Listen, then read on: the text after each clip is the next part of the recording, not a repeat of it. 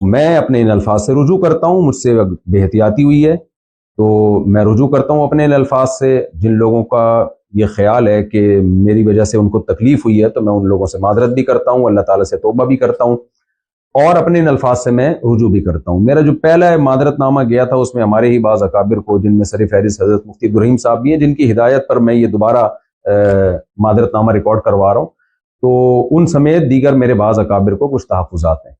تو نبی صلی اللہ علیہ وسلم کا ارشاد ہے، یا بنی آدم کلکم خطاؤون وخیر الخطائین التوابون، اے بنی آدم تم میں سے ہر شخص سے غلطی ہو سکتی ہے، بہترین غلطی کرنے والے وہ ہیں جو توبہ کر لیں. اور توبہ کے تین ہی ارکان ہوتے ہیں کہ عوام سے معذرت کر لی جائے، اللہ تعالیٰ سے توبہ کر لی جائے اور اپنی غلطی سے رجوع کر لیا جائے، اپنے الفاظ سے رجوع کر لیا جائے. تو میں سمجھتا ہوں کہ توبہ کے تینوں ارکان اسی طرح پورے ہوتے ہیں. تو اگر میرے پچھلے کلپ سے کسی کو اطمینان نہیں ہوا تھا تو میرا خیال ہے میرے اس کلپ کے بعد اب اطمینان ہو جانا چاہیے. السلام علیکم ورحمۃ اللہ وبرکاتہ. معزز ناظرین کرام، آج کل سوشل میڈیا پر مفتی طارق مسعود صاحب دامت برکاتہم العالیہ، جو محتاج تعارف نہیں ہے، پوری دنیا میں لاکھوں لوگ ان کو سنتے ہیں، ان سے استفادہ کرتے ہیں. اللہ تبارک و تعالیٰ نے بہت علوم سے ان کو نوازا ہے. وہ بڑے مفسر بھی ہیں، استاد حدیث بھی ہیں اور بہترین خطیب بھی ہیں. نبی پاک علیہ الصلوۃ والسلام کی احادیث کو بیان کرتے ہیں.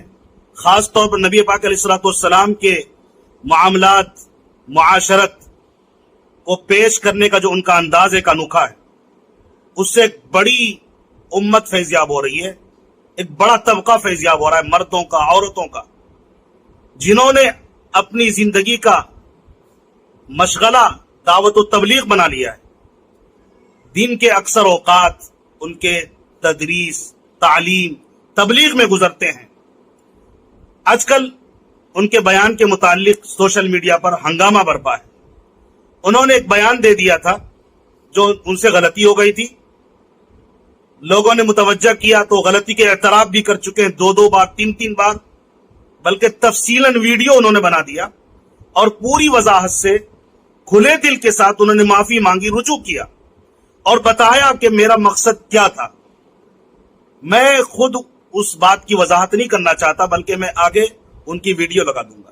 میں صرف یوٹیوبر سے، بعض یوٹیوبر جو جاہل ہیں، جو شدت پسند ہیں، جو ایک نمبر کے مجرم ہیں، جو نمازوں سے غافل رہتے ہیں، جو روزے سے غافل رہتے ہیں، جن کا خود کا پاکی صفائی کا ٹھکانہ نہیں ہے، 2 ٹکا کمانے کے لیے یوٹیوب پر بیٹھ گئے ہیں اور اتنے بڑے عالم دین اور اتنے بڑے مفتی، اتنے بڑے مفسر قرآن، وارث انبیاء پر بھوک رہے ہیں.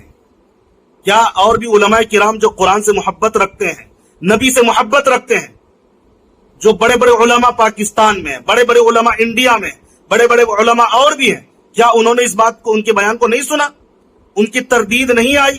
پھر انہوں نے اس بات کی وضاحت نہیں کی کہ ان کی غلطی کو مان لینی چاہیے؟ پھر جو ان کے پیر کے دھول کے برابر بھی نہیں ہے، بڑے علماء جو ان کی بات کو مان چکے ہیں، ان کو تسلی ہو گئی ہے، تو آپ کو تسلی کیوں نہیں ہو رہی ہے؟ پتہ یہ چلا آپ کو ان کی غلطی سے کوئی مطلب نہیں ہے. آپ کو اپنا یوٹیوب چینل بڑھانا ہے، ویورز بڑھانا ہے اور آپ فیمس ہونا چاہتے ہیں. لیکن یاد رکھیے گا، آپ گندا کام کر کے فیمس ہونا چاہتے ہیں، جو غلط ہے. اور نعوذ باللہ من ذالک، بعض ظالموں نے تو واجب القتل بھی کہہ دیا. حضرت نے بڑی وضاحت سے اس پر بات کی ہے کہ یہ بات صرف میں نے نہیں کہا ہے، بلکہ اور بھی مفسرین کرام نے کہا ہے. میں سمجھتا ہوں ان کو سن لیا جائے، اور ان کے سننے کے بعد بھی اگر آپ بول رہے ہیں تو یاد رکھیے آپ علماء پسند نہیں ہیں، آپ وارثین انبیاء سے بغض رکھنے والے لوگ ہیں. اس لیے ہمیں اب خاموش ہو جانا چاہیے، سوشل میڈیا پر ہنگامہ برپا نہ کریں، حضرت کے بیان کو سنیں. مجھے لگتا ہے کہ ایسا بیان ہے جس کے بعد ہمیں تسلی ہو جائے گی. اللہ تبارک و تعالیٰ ہمیں بات اچھی طرح سمجھنے کی توفیق نصیب فرمائے. آمین. جزاکم. یہ ظاہری لحاظ سے ہے، حقیقت میں نہیں ہے. ظاہری لحاظ سے، ظاہر کا مطلب یہ کہ حقیقت میں کوئی غلطی نہیں ہے. دیکھنے میں ایسا لگتا ہے کہ گرامر کے قاعدوں کے خلاف ہے. میرا خیال یہ تھا کہ اس سے لوگ مطمئن ہو گئے ہوں گے، لیکن وہ بھی میری غلطی تھی. مجھے اس میں اور اچھی طرح سے ایکسپلین بھی کرنا چاہیے تھا اور اسی بیان میں معذرت کر لینی چاہیے تھی. وہ بھی میں نے نہیں کی. یہ بھی جرم میرا ہے، اس کی بھی غلطی کا میں اعتراف کرتا ہوں. تو لیکن مقصد یہی تھا کہ حقیقت میں کوئی غلطی نہیں ہے. ظاہری لحاظ سے غلطی کا مطلب کیا تھا کہ بھئی قرآن میں کچھ باتیں ایسی ہیں جو عام نحوی قاعدوں کے جو قاعدے بعد میں ایجاد کیے گئے ہیں ان کے خلاف ہیں. یہ بات صرف میں نے نہیں لکھی ہے، یہ اور بھی لوگ لکھ چکے ہیں، خود بریلوی علماء لکھ چکے ہیں.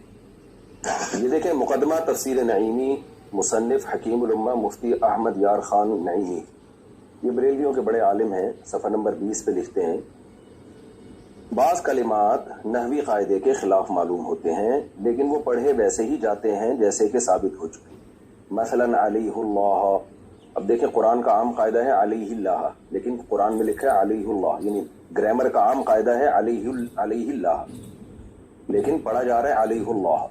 اسی طرح وما انسانیہ الا الشیطان، اب عام قاعدہ جو نحو کے طالب علم جانتے ہیں یہ ہے وما انسانیہ، لیکن جو احمد یار صاحب ہیں، مفتی احمد یار صاحب جو بریلویوں کے بڑے عالم، وہ کہہ رہے ہیں کہ یہ بھی عام قاعدے کے خلاف ہے، ما انسانیہ ہے.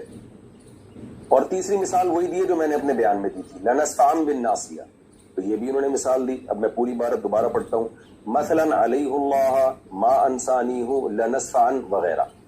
دوبارہ یہ عبارت پڑھ دیتا ہوں میں.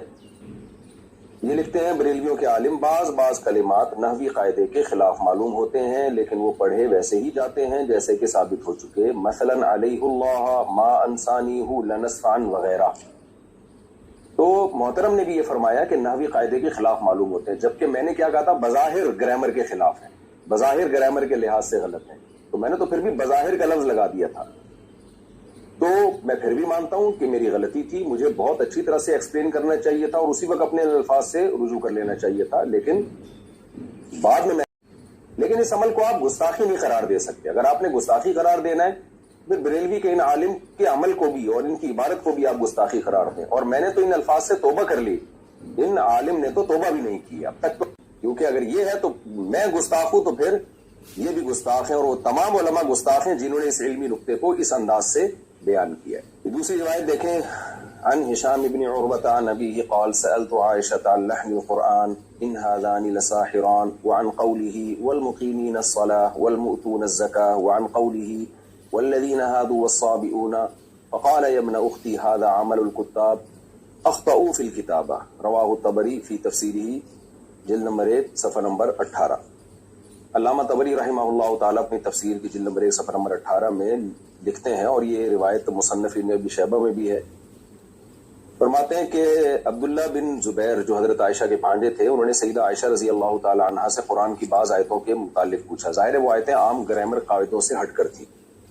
تو حضرت عائشہ رضی اللہ تعالیٰ عنہا سے ان کی جب تفسیر پوچھی تو حضرت عائشہ نے فرمایا کہ یا ابن اختی، ہے میرے بھانجے، ھذا عمل الکتاب اخطئوا فی الکتابہ، یہ کاتبوں کا عمل ہے جنہوں نے کتابت میں خطا کی ہے.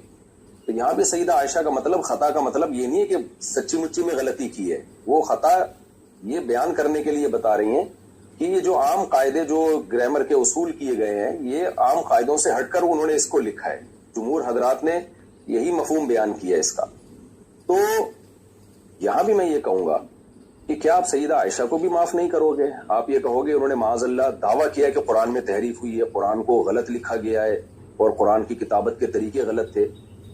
یا علامہ طبری جو بڑے مفسر ہیں، جن کو دیوبندی بھی مانتے ہیں، بریلوی بھی مانتے ہیں، اہل حدیث بھی بہت بڑا مفسر مانتے ہیں، آپ ان کو گستاخ قرار دیں گے کہ انہوں نے سیدہ عائشہ کا یہ قول نقل کیا اور پھر سیدہ عائشہ کو گستاخ نہیں؟ کیونکہ آپ لوگ تو کہتے ہیں گستاخ کو گستاخ قرار نہ دینا بھی گستاخی ہے.